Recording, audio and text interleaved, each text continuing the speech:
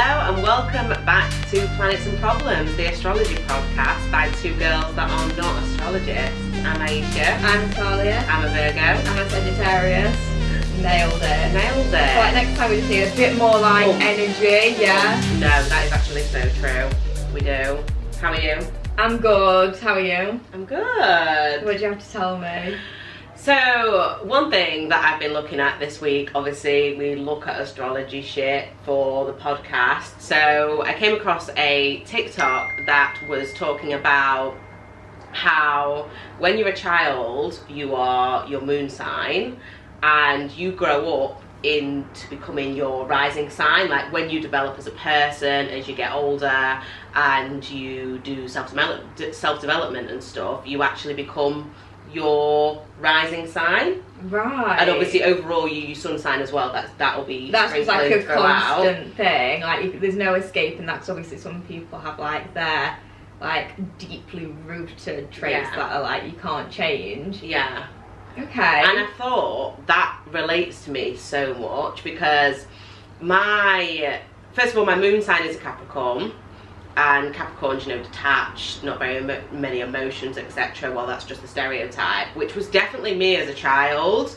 First of all, I didn't like playing with the children. I hated it. I didn't understand why they played. I was like, can we do something serious and actually have a conversation about something practical? Why are we playing horsey? So there's the Capricorn vibe for me as a child. And then also, just emotionally, like I wasn't very emotional as well, so that makes sense. And then in terms of growing up into becoming a Leo, I don't think I'm there yet, but I try and like reject my Leo traits. I'll be like, oh, I don't like Leos, they want to be the centre of attention, they're like overly confident, they're always talking, they're so sociable, and I literally reject that part of me.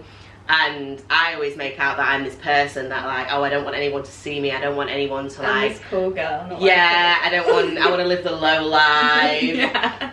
But then if I wanted to live the low life, why am I starting a podcast? Yeah, and TikTok. Yeah, why am I putting myself out there? So I think deep down, I actually want the attention. I want to be that Leo, but I've just not got the confidence to do it. And it showed me in a meditation that I did, which was a visualization meditation where basically, to cut a long story short, you visualize the person that you are in the future. So you pick an age and what do they look like, and you have a conversation with them. And she was Leo all over. Right. The person that I was visualizing, Head the future to toe me. dripping Head to toe dripping in Leo. Even the hair, she even had the mane. For fuck's sake. She even had the lion mane. As soon as I saw her, she had yeah, she had like this big long hair curly mane. Yeah. Ooh. And yeah, so I think that's made me realise that I need to work on my confidence and actually accept who I really am rather than fighting it, because as long as when you're trying to manifest stuff, when you're trying to create your dream life, you're always going to have obstacles in the way, and sometimes you might find that you're trying to manifest something and it just doesn't happen, and that's when you have to start to look at like, how are you stopping yourself from getting there? Yeah. And by me not feeling 100% confident and rejecting the Leo side of me could actually be blocking the success that I am trying to manifest. Yeah, 100%. So I feel like so many people will struggle with that. Like, for example, say like you want to start your own business, you keep starting it, but then it fails, and then you start again, and like you can never keep consistent at it. But you're manifesting it, and you're like, oh, why is it not working? It's like because you keep stopping. Yeah. You're not consistent. And then you have to look at, why am I not consistent? Yeah. What are the mental blockages? Yeah. So, but what were your thoughts on that? So, my rising sign is Sagittarius. Yeah. Sun sign Sagittarius, double Sag. And then my moon sign is Gemini, so that's the one that you wore as like a child. Yeah. I'd say that I was definitely more like a Gemini child. Yeah, because Geminis are like, you know, it's the hardest sign to understand, and I feel like I was quite a complicated child. Like, people didn't really get me. I don't think I completely understood myself. So yeah, I completely, like, that is just like clearing like so much. Like, it's making so much sense to me to hear that. And yeah, I'd love to be like a fully fledged Sagittarius by the time I'm fully developed. Well, do you know how you become the fully fledged Sagittarius?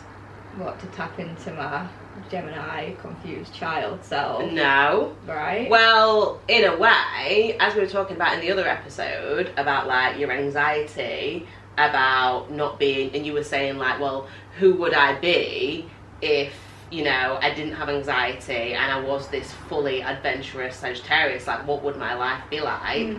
Well, that's what you need to work on.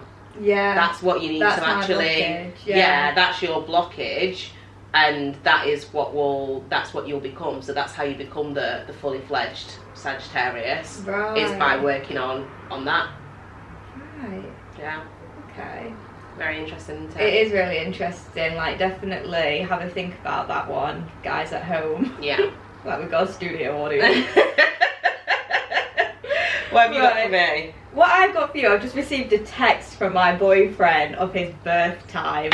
Oh, that's exciting. It's so exciting. So I'm just going to pause this, type in all the details and work out what his rising sign is. Yay. Oh, you're going to have to make me guess. I haven't looked yet, because I want to try and have a guess as well. Okay. From when I first met him. So we know he's an Aquarius sun. Yeah. And he's a Aries moon. Shall I like throw in some more like traits about it? Well, yeah. When I first met him, because your rising sign is like part of your first impression. Yeah. When I first met him, I thought he was up his own arse. Okay. No, actually, when I very first met him, because a bit of background about our relationship, we met as children, but we didn't go to the same school, so we just kind of like saw each other, he'd walk his dog and I'd see him a bit, and then we didn't go to the same school, so we didn't see each other for a long time, and then we just reconnected on Instagram one day, like 10 years later. He slid into the DMs. Yeah. So, when I first met him as a child, he was really shy. Super shy, to the point that like, it got to the point where I thought he must hate me because he didn't speak. Yeah. So I never used to bother him. Otherwise we could have been together for like 20 years now. Gosh. So yeah, he was super shy as a kid. And then when we reconnected and we met up for the first time as teenagers, I just thought he was like up his own arse, really confident and like chatty. What else? Just like a bit insecure as well. Confident but insecure. Oh, now I've got two. Right, okay, go on. Two. So, but he isn't actually like that, like, right. Once you get to know him. Forget what you've just said about him, because obviously I met him. I've had my own experience of meeting him for the first time. When was that? I can't remember. I think it would have just been at Mum's house. Yeah, probably. Like, he's come over to see you. Like, it wasn't like an official, you meeting him for the first time. Yeah. It was like, he was there and I've come over or whatever. But I think meeting him for the first time, I would say Leo. I was going to say Leo. Very, very chatty. You've not looked? No, not looked yet. But then how you've just described him, I think he might be a Gemini rising. Really? Yeah. So you're pounding. saying Leo. I'm thinking Leo. What? Don't tell me he's a Cap. It's not Capricorn. That probably would have been my second guess. He's a Sagittarius rising. Is he? Yeah. That is very interesting. That's like giving me shivers. I don't know. How does that make you feel? What do you think to that? That's crazy. I could cry. I feel like I've just got through to the X Factor or something. Final stage. But no wonder I stuck it out. Because I didn't, like, our first date it was fine, but like my very first impression of him, I was like, who does this guy think he is? So, does that make sense though to you? Him being a Sagittarius rising at all? not particular. Maybe I've thought about it a bit more, but instantly, not really. But then, like, I think when you do first meet him, he's quite like chatty and bubbly, and like good vibes to be around. Like, no one ever moans about him being around. It's not like, oh, Mitchell's coming for God's sake. Yeah, you know, because there's good vibes. I think it could relate to what we were literally just talking about, like, where you grow into your rising sign. Yeah. Because that would make sense as well in terms of, like, you've said, like, obviously he's moved to Sheffield and is, like, come out of his shell a bit more, like, wants to go out and do stuff more. So it's like, maybe as he gets older, he's going to become, like, even more... like adventurous. Yeah. So you'll be doing that together, mate. I know. And he's like, Aries moon was who he was as a kid. He could have all this like built up anger. I don't know. He has this temper, I'll tell you that for sure. Oh, probably even worse when he was a kid. I wasn't expecting that. I really wasn't, but I'm happy to hear it. We always love a Sag placement. Yeah. I'm saying that I've got no Sagittarius in my chart. Not one. There's no Sagittarius in my chart. No Gemini either. No Aries. That's weird because, like, I'd say you're a fiery person. Yeah, but I'm a Leo rising. Yeah, that must just make up for yeah. That's so well, their planet's the sun, so yeah. That makes up for all of it. Speaking of the sun, you've got a little glow on you. Oh gosh. Yeah, okay. Well, that's my update. Well, I want to see rest of the chart now, mate. Now I've got it. Oh, that we're doing this. my boyfriend on the show. So it's at 17 degrees. Yeah. Which is like, ish. Like, that's quite a bit. The second house is at 29 degrees Capricorn. Okay. I don't know what the second house is. I want to know where his Mars is and his Venus.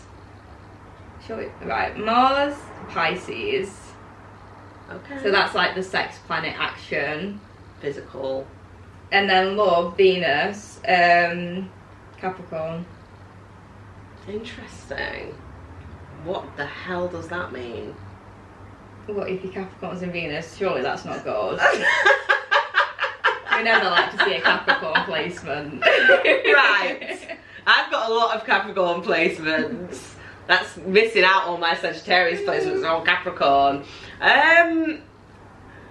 It's Lithium and Pluto are in Sagittarius. No idea what they're about. Like I said, we're not professionals.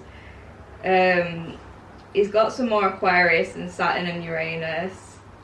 No, not in Saturn. In Uranus and Neptune. Where's his Saturn? Saturn is in Taurus, but not at a high degree. Interesting. I want to know what the Venus in Capricorn means. Go on. His Aries moon is only 2 degrees, which is nothing. I don't really fully understand the degrees, to be fair. No. Pisces Mars is interesting. I'm sure my Mars is like his sun sign. Right, this is interesting. Oh, no. Venus in Capricorn. People will try and win your heart by displaying self-control and responsible behaviour. Well, that's what he's doing. Yeah. Oh. I would say he is ridiculously responsible, especially with you. Yeah, he's really, well, that fall that we had the other night, well, the other week when we went out, that wasn't particularly responsible. Mate, the fall was you fell. Well, why did he go down with me? Because the way that you fell, the video that you showed me, what do you call it? They basically reenacted the fall and sent it to me because I just didn't understand how they fell. Looked like you dragged him down. Right. He didn't have much choice in that. Okay. He was going. But he is responsible in terms of like where he wants his life to go. Yeah. It says every romantic gesture is deeply thought out by Venus in Capricorn, making them incredible providers. That's a whole lot better than like what I thought it was going to be for Venus Capricorn. Especially in the bedroom. I don't know what Extremely thoughtful in all kinds of relationships and rarely enter anything lightly. So that is pretty, that sounds pretty interesting and sounds pretty accurate to me. So my Mercury is in Sagittarius, which is communication. Yeah. Being a Scorpio, I don't even want to know. I don't want to know. Well, that means that you are pretty, even though like Sagittarius can be like nonchalant in a way, you are quite like, you do have that like loving, intense, romantic side to you. Yeah. With your Venus in Scorpio. So it might not be something that like people will be able to see or tell from you by just like looking at you or talking to you. But when you're actually in a relationship with somebody, you do have that romantic side to you, and you always like want that romantic side. Yeah. I wonder if the Sagittarius placements for you two is what like actually draws and drives part of your relationship. I think so. And my Mars is his sun sign, so Aquarius Mars. So yeah, I think we are just compatible with like within our chart. Yeah. Interesting, I love doing that. Shall we move on Can't wait to do it for you one day. Shall we move on to our affirmation? But it's not actually an affirmation, it's just a reminder. Right.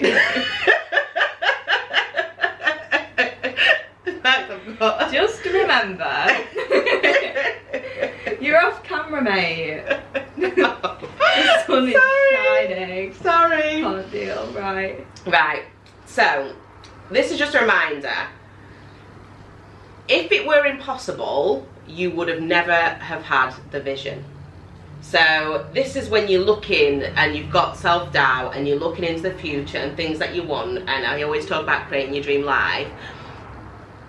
Don't ever think something's impossible or unachievable, because you wouldn't have been able to visualize something that's impossible. Because the types of things, like if you just go into like science, and sometimes you'll read something to do with science or astronomy. It's like, for example, about black holes, and our brains can't even fathom what these things mean, or like the idea of the multiverse and of thousands of dimensions, millions of dimensions. Our brains can't actually fathom it. So you've got to remember, like, if your brain can make sense of it and your brain can visualize it, then how could it ever be impossible? It must be possible. So that is just a reminder, just to keep going with your dreams. Oh. Yeah, it wasn't a horrible reminder. Yeah, it was nice. Cool. If you can dream it, you can do it, Walt Disney. Yeah. Should we go on to our questions? Yeah. Right, I'll read the first one. I'm not dating anyone at the moment. I'm a Pisces. And the reason why is because I have trust issues. And my soulmate, my friend, is moving 2 hours away, and I'm scared to love anyone as much as I did with her, because I know it will hurt so much. What? How does it hurt to love? Is that like, I don't... They've got trust issues. Oh right, so they've got trust issues because they're like, oh, if I love somebody else, they could just leave me as well. Apparently Pisces get trust issues when, obviously, if something's happened, they find it really hard to like get over the thing that's happened. So that's why the trust issues are still inside them, and the trust issues could last for like years and years. And it's not something that they get over because they find it hard to get over things. Yeah, I think that's right. So I think this person needs advice on how to actually get over their trust issues. Have you got any advice? It's a difficult one because I definitely have trust issues. Right. I don't even know if I trust anyone really. There's very few people that I do trust. So I think probably the first piece of advice is be selective with who you trust. So rather than thinking, oh, I don't trust anyone, and rather than affirming to yourself, I have trust issues constantly, you need to be thinking, who can I trust? What type of person can I trust? And to trust someone, like what would make me feel safe to trust someone? Like what does someone need to do? How does someone need to act for me to actually feel safe?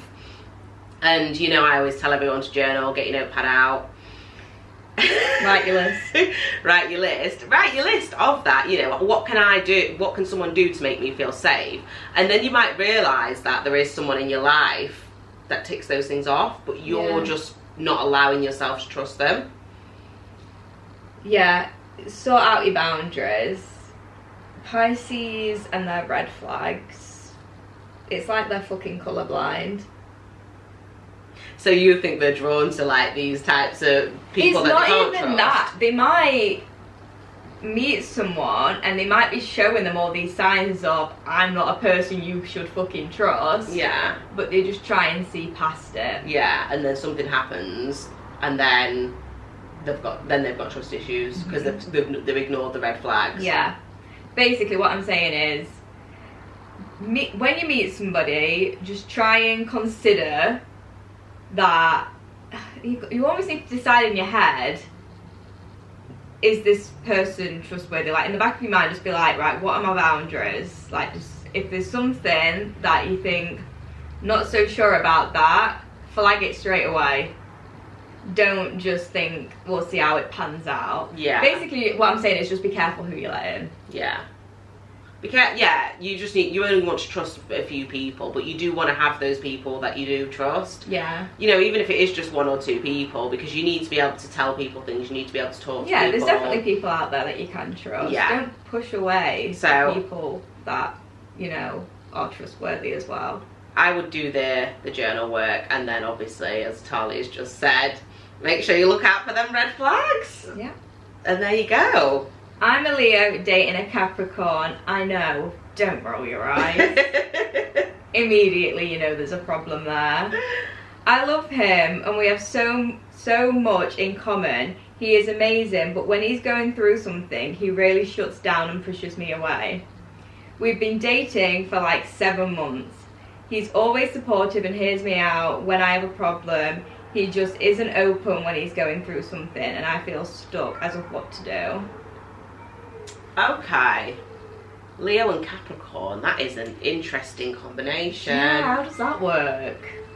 What do you mean, how does that work?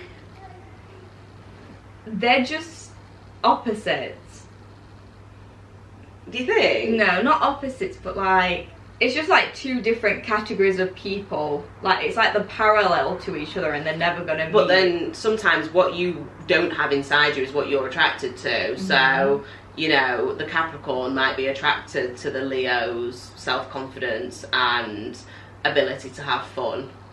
Because the Capricorn doesn't have it.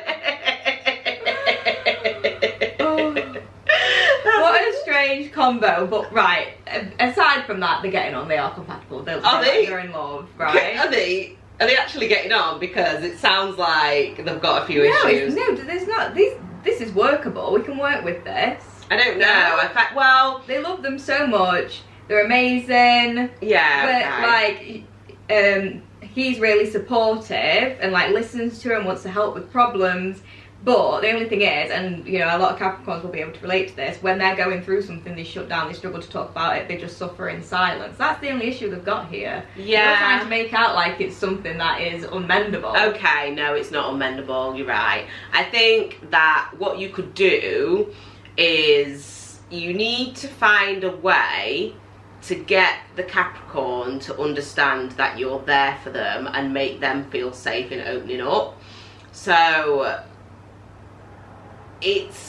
for example, you want to understand what's important to them. So for example, stereotypically, career is important to a Capricorn. You want to make sure that it's clear that you understand the importance of the career to the Capricorn and why it's important to them. And you don't want to push them to open up. You don't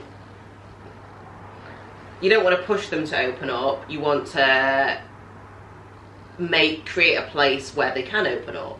So you want to be like a little bit manipulative and start asking these questions like, so you know, if you were feeling like this, what would you do? Or what makes you feel like this? What makes you feel anxious? Or what makes you feel stressed? So rather than Would saying... you not think they just shut down at that question? And not give you a real answer? Potentially. I remember asking a Capricorn once whether... how they were. I could tell that they were going through something. And we were with someone else as well. We were in the presence of a Leo as well. And the three of us are stood there. And I am saying, you know, how is everyone? To try and get the Capricorn to, you know, mention that they've been depressed for the last 6 weeks. And why? And they went... The Leo told me how they were, gave the detail of how they were, and the Capricorn said, I'm good. Full stop. Oh. And then I'm like trying to further the questions, well, how's life for everybody? But I think rather than, you don't want to nag the person to open up, I think it probably will be about saying like, oh, just let you know, if you're ever feeling stressed or anything like that, you can just talk to me, like, I'm happy for you to rant at me. Just making it clear that you are there, and making it regularly clear that you are there, but don't nag them to open up. Yeah. Just maybe say something like, you're super supportive whenever I'm down or low. Just know that I'm always here for you as well if you ever want. Or I'll be like, oh, I rant at you all the time, if you ever need to talk to me about something. Yeah, that's a good idea. But don't be like, what the fuck is wrong with you? Why are you like a rock? Why are you like an actual stone? In fact, there's less energy in you than a crystal. That's so offensive. Well, you just heard my story about the Capricorn. Like, where is it? Where is the emotion? And I was thinking Capricorns had no emotions, but they do. They just hide them. Just hide them. There'll be some sort of reasoning for that. Yeah. Obviously Capricorns will have 1,000 different reasons as to why they don't like to open up, but there'll be like some deeply rooted shit with the planets. Yeah. As to why Capricorn. I think it just doesn't come naturally to them. So, because obviously, who likes opening up? Nobody. Like, I don't... Oh no, some people do. Do you think? I think so, yeah. Because I felt... I think, like, you know how it feels to get something off your chest and to, like, no, it feels good, but being vulnerable in the first place isn't a nice feeling to try and be, especially if you're not used to it. So it's almost like they just try and do everything else before they do that, and they somehow manage to just cope by not opening up, and then they just continue life coping by not opening up. I'm starting to feel for them now, because they don't like to open up. Maybe it's something to do with like expression. Yeah. Like they don't express like excitement, for example. Maybe that's why they're coming across boring as well, because they don't like to express and put their emotions onto somebody else in any type of way, not just the negative ones. Capricorn's got some work to do, basically. Capricorn, Libra. You know, she was Libra last episode. Oh, Libras. Right, we'll move on to the next one. I'm a Taurus female and he is a Sagittarius male. A lot of videos and things say it won't work, which is unfortunate because I think it will. I like that I have someone that shows me how to be more outgoing and worry less what others think. I am scared all the time that I will mess something up though.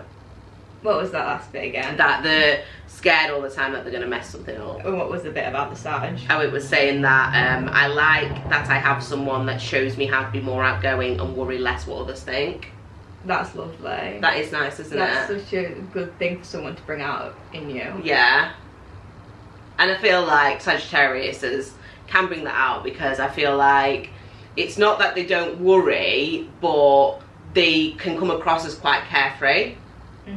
So that can make you think like, oh, I want to be like that, especially if it's a partner. So I think that sounds really positive. I disagree. Like, I don't know what you're reading that says that you're not compatible. I just think you're different, and as long as you understand each other, that is absolutely fine. Because you know, the Taurus craves like stability, they're the earth sign. But the Sagittarius, like, wants to go on the night out, do you know what I mean? And wants to be here, there and everywhere. But obviously, by the sounds of it, you like that part of them. So you can actually do all that with them, and then sometimes you can just let them go out and you'll stay in and cook a dinner and go to sleep at 10 p.m. My only worry with, but one of my worries with Sag and Taurus is the Taurus may feel like, what am I giving them? What am I providing for this Sag that seems to be so carefree, so happy without me? What am I bringing to the table? Because, well, they're saying that they're worried they're going to mess something up. So what you'll bring to the table, Taurus, is stability and structure. That is what you'll bring to the table.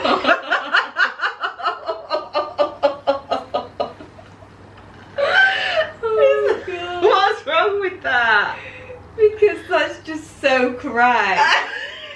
Yeah, but there's nothing wrong with that, because again, we've been talking about like opposites almost attracting. Well, if the Sagittarius is carefree and flighty all over the place, they might like that structure sometimes. They might want, you know, the person that said, right, this week we're going to have lasagna on Monday, mac and cheese on Tuesday, and steak on Wednesday.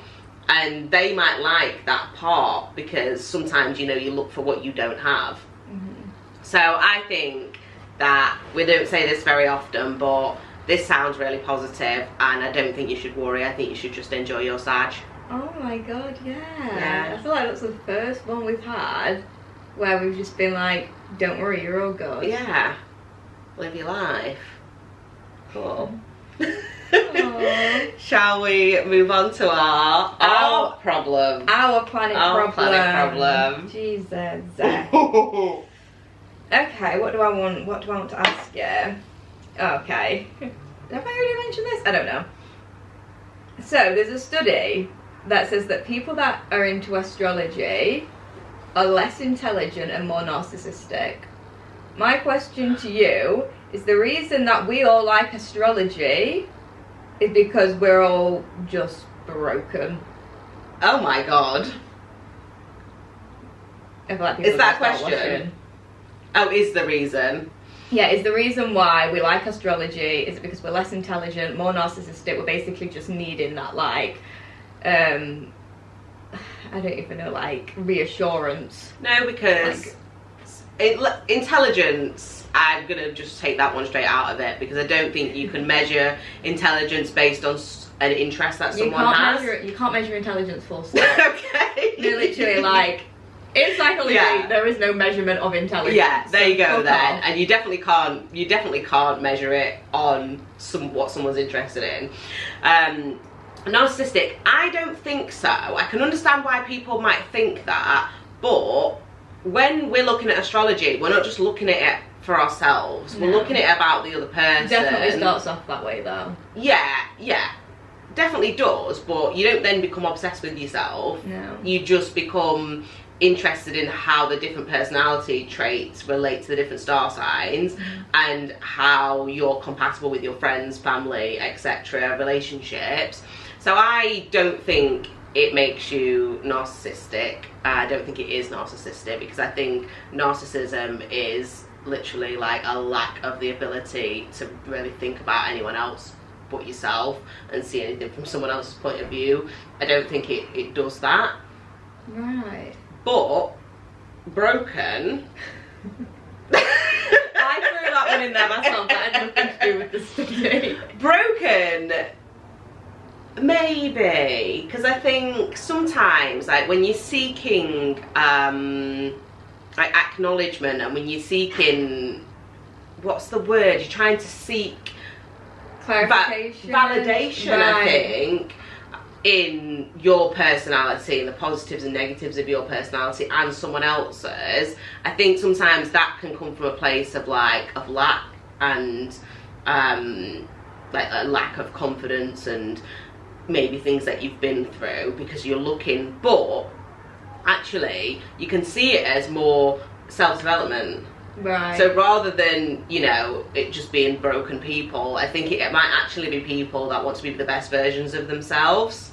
Of course I'm going to say that though. I'm doing an astrology podcast. We just don't want to be the best versions of ourselves. We're not broken. This is it. When I first started to look into astrology, and the thing that got me interested the most is I wanted answers about myself. I wanted to know who I was. And the reason that I stuck at it was because I related to it so much. Like when I first read about my sun sign, I related to it so much. And it was almost just like reassurance for me, clarity. And like I said, self-development, like I want to know more. I want to how do I work my way up? Do you know what I mean? Yeah. So yeah, fuck that survey. Yeah, fuck that survey. Definitely fuck that survey. I do think that. I don't know. It's a difficult one because the surveys like that will just like say things that just almost put astrology down and spirituality down. Like, of course there's going to be a survey that's going to tell people that are interested in spirituality, for example, that, oh, you're all broken. Like, because they don't want you to use it to your power. It's like how they say, like, oh, don't tell men about astrology because they'll take it off us. Yeah. You know, don't let men learn how to do witchcraft because they will take it off us. And it's not like, oh, men as in the gender of men. It is, I guess, the idea of the people that are in control don't want the people at the bottom to actually have control. Yeah, well, any sort of what control. happened to like shrooms, LSD? Yeah. Witchcraft in general. Yeah. Like what we were talking in another episode that we did before that about how, you know, when people think of the word witch, like the first types of thoughts that come to the head are negative, and that's been instilled inside of us. Yeah. Because they don't want us to use or tap into that power.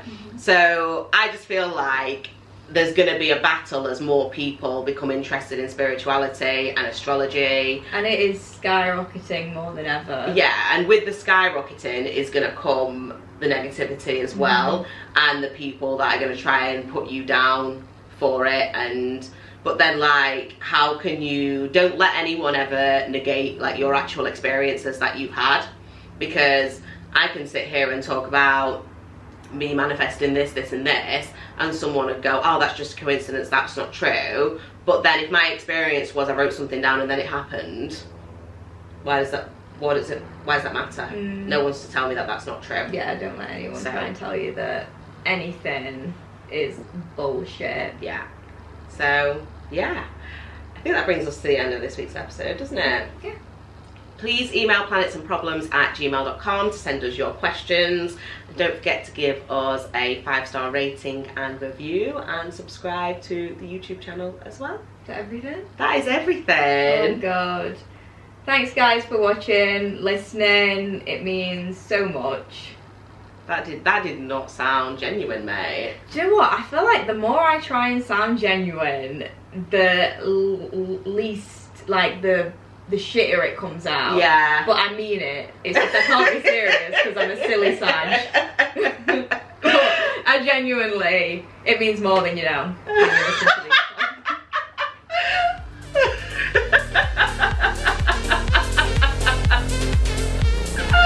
We need to look for some Capricorn placements in your chart, mate. I haven't got any. Thank you for watching, listening, and we'll see you next week. See ya. Bye.